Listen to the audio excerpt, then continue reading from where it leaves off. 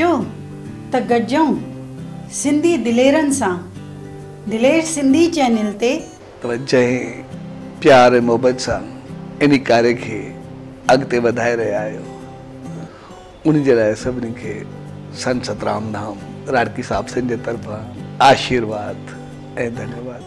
सभ खां पहिरीं त मां दिलेर सिंधी जे तव्हांखे तव्हांजी पूरी टीम खे वाधायूं थो ॾियणु चाहियां त हीउ जेको कार्य तव्हां हथ में खयो आहे इहो सचुपचु हिकु लासानी कार्य आहे। उन लाइ तव्हांखे मुबारकूं।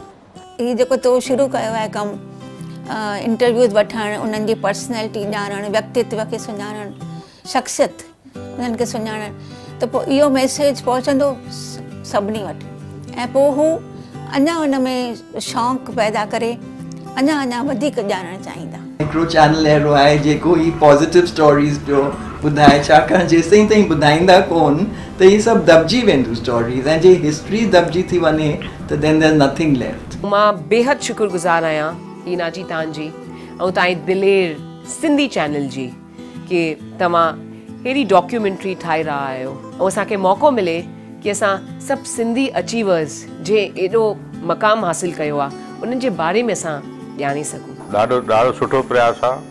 असां तव्हां सां हमेशह गॾु।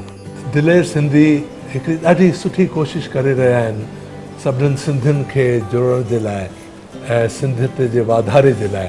मां भेण हीना शादाबड़ी खे वाधायूं थो ॾियां जंहिं दिलेर सिंधी प्रोग्राम जंहिंमें सिंधी समाज जे जुनूनी सिंधियत शहदाइनि जो जीवन कहाणियूं रिकॉर्ड कयूं आहिनि। जीअं असांजा यंगस्टर्स उन सां इंस्पायर थियनि उन्हनि मां ऐं सिंधियत जे वाधारे में असां सां क़दम मिलाइनि। मूंखे ॾाढी ख़ुशी थी त तव्हां एतिरो सिंधियुनि जे लाइ कमु वेठा कयो, सिंधी जे ॿोलीअ खे आवाज़ करण जी कोशिशि पिया कयो। मां दिलेर सिंधी खे शुभकामनाऊं थी ॾियां त अहिड़ो सुहिणो सुठो कमु अॻिते हली करे वधाइनि ऐं उन्हनि खे घणी कामयाबी मिले।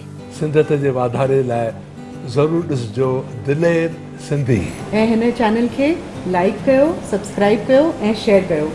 दिलेर सिंधी। दिलेर सिंधी। दिलेर सिंधी। दिलेर सिंधी सिंधियुनि जे लाइ हिकु नई सौगात। अचो त गॾिजी ॾिसूं दिलेर सिंधी।